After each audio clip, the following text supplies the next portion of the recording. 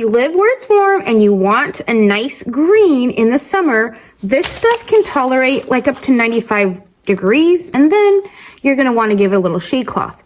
But spinach only likes it up to 60, so that's a big difference. Most places in the United States, it's pretty toasty warm right now in July. So today, let's talk about New Zealand spinach.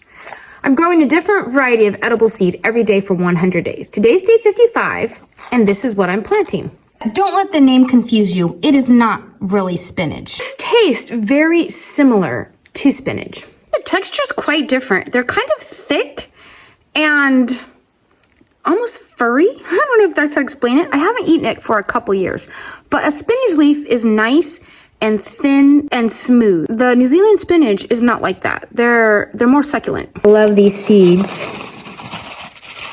There they are. Aren't they cool? I'm only gonna be planting 6. The only thing these guys have in common with spinach is that they're a leafy green and they contain oxalic acid, and quite a bit of it, just like spinach does.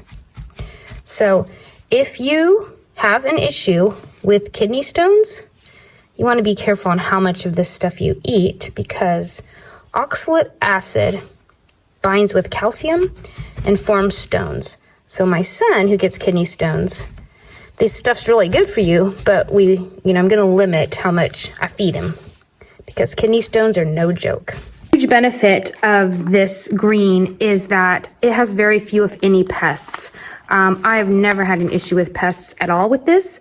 My only issue has been the weather. Where I live, it's very cool, and this likes warmer weather. So I'm planting mine to transplant out because we're still in the low 60s right now, and it won't love that. So the last couple years I've tried to plant this, and it's been really cool. We've had like this stretch of cool weather. Where you live, if your soil is nice and warm, just plant it directly out.